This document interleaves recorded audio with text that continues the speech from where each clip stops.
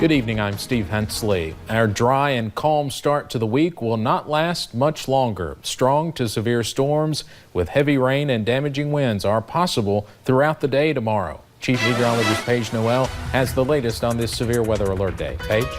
Yeah, Steve, we've been tracking that severe weather that's going to be hitting us tomorrow. We've actually had some changes. I think we could see possibility for 2 rounds tomorrow. Now check this out. This is that slight risk that has not changed. Remember, that's a 2 out of 5 on the severe weather scale. We'll see an update late tonight, early tomorrow morning. So we'll be sure to push out the latest severe weather or the Storm Prediction Center outlook or the severe outlook a little bit later. But satellite and radar, you'll notice those clouds have been kind of increasing throughout the day. We've seen those partly to mostly cloudy skies. Will really continue that, especially as we head into tomorrow. And those temperatures mid to upper 70s right now, not too bad out there. Definitely a little bit on the muggy side. Most of us actually staying in those lower 70s. So a little bit of that cloud cover will keep us pretty warm tonight, even as we head into tomorrow. So we do have that system coming in tomorrow, and that's going to bring some showers and some storms into the area. And like I said, we think that we're going to see the good possibility for 2 rounds tomorrow as that cold front does swing through a little bit later tomorrow and then into your Wednesday. So we're going to hang on to some isolated rain chances then as well. And I promise more sunshine is on the way. Just got to get through the next really 24 hours or so. And I promise that the nice calm conditions will return once again. All right, Paige, thank you. Breathitt County Judge Executive Jeff Noble was indicted this morning by a grand jury. He is facing 3 charges, including abuse of public trust, theft, and official misconduct. The indictment accuses him of buying lumber with county money for private use. WYMT's Emily Bennett talked to a man in the Sheriff's Department that conducted the investigation.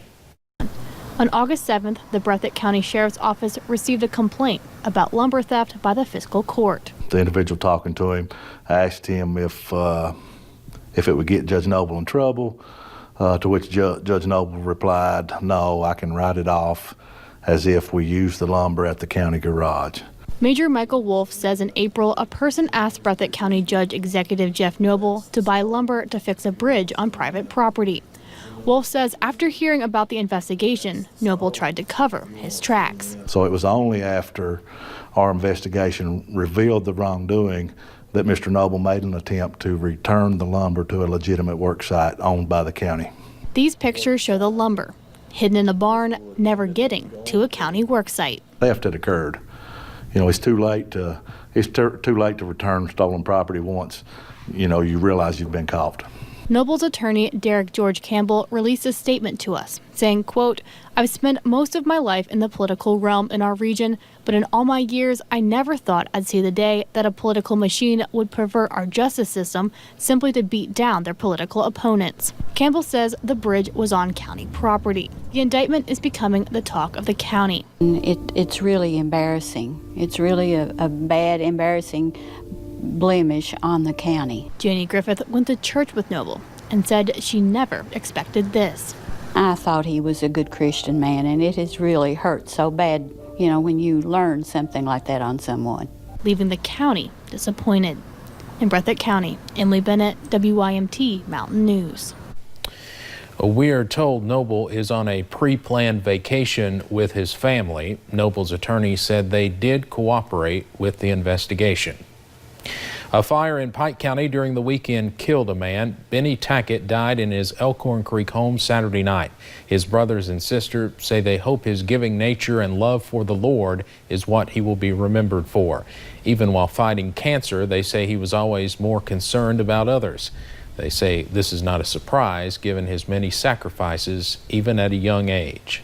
When our dad died, my brother Bennie stepped in as the head of the family. He cherished every one of us as just like we belong to him. The Tackett's funeral arrangements will be updated in our web story when they are available.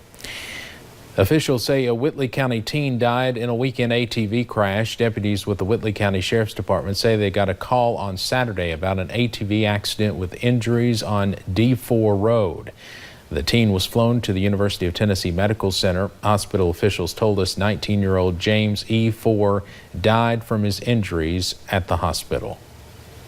It was just really tragic, and everybody in the whole community, all in 911, really worked hard, and it'll take a long time for our community to get over this. Police say the death investigation is ongoing. Another coal company has laid off around 50 miners. Those miners with JRL in Harlan County just received their notice this morning. One of the laid-off miners says he heard rumors of the layoffs coming, but was not expecting the news this soon. He said this is becoming normal in eastern Kentucky. It's good today and bad tomorrow. You can go in and have a job today, and tomorrow you can get laid off. Then 2 weeks from now you can get called back. The JRL layoffs come 3 weeks after black jewel miners began their protest after not getting paid. That protest on the railroad tracks in Cumberland continues. During an emergency, you usually dial 911 for help. Many expect ambulance services to quickly respond, but that may not be the case in some areas of Floyd County. Officials say the ambulance industry is dealing with an emergency of its own. Understaffing is a main cause of delayed response time from Lifeguard Emergency Medical Services. Director of Operations Bert Absher says he and his team are working on resolving the issue. We're going to do whatever it takes to entice people to come to this career field so we can better serve our communities. A $5,000 paramedic hire-on bonus and tuition assistance are a couple of ways Absher hopes will help.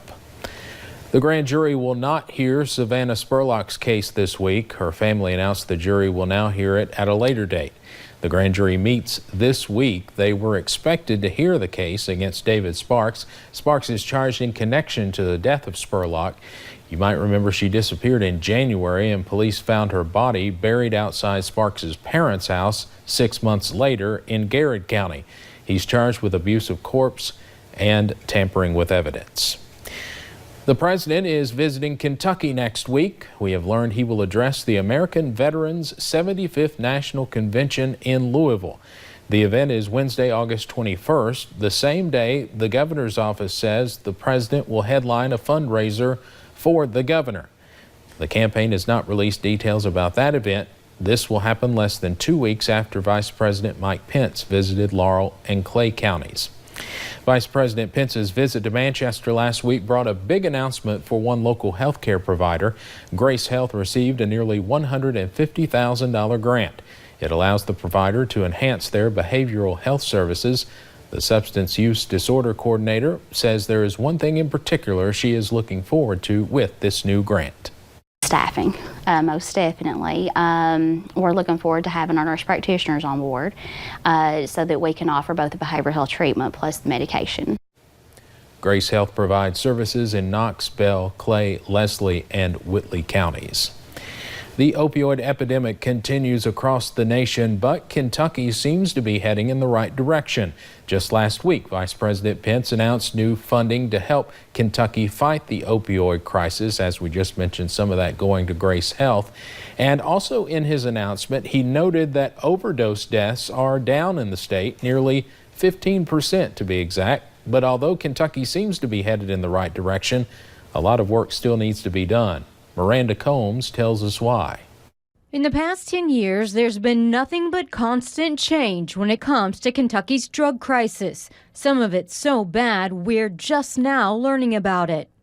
And that was really the time period where this opioid epidemic really grew. A report released recently says there were 76 billion dosage units of opioid painkillers prescribed in the United States between 2006 and 2012. I don't know if we had the most, but we certainly per capita had more than our share.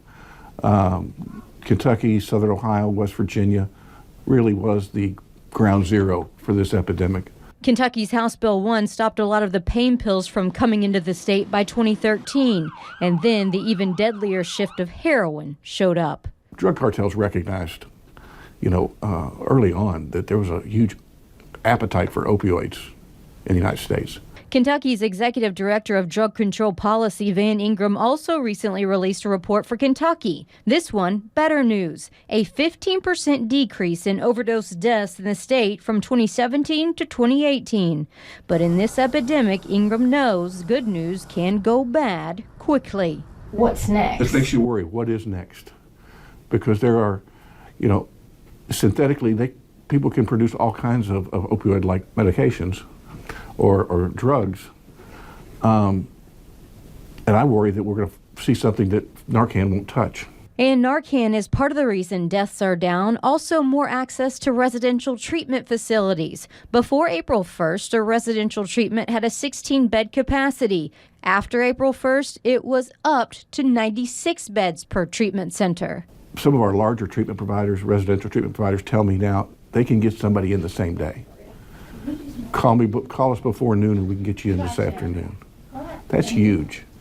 We used to have 4 to 6 week waiting lists to get into a residential program. We also used to have no way for people to search for a place with an open bed. Used to be, we'd expect someone in active addiction to call 50 different places to see who's got a bed available. Now there are platforms and 800 numbers to call for bed availability. So far, drug addiction has been a game of catch-up, and it trends towards staying that way for a while. In Frankfort, Miranda Combs, WKYT. To find a residential treatment center, you can call the number there at the bottom of your screen and they will find openings for you. Coming up at 11, the federal government files new charges following the mass shooting in Dayton, Ohio. And presidential hopeful Joe Biden takes a stance against guns while he says assault weapons should be banned. And strong to severe storms are expected tomorrow. I'll break down the timing and threats next.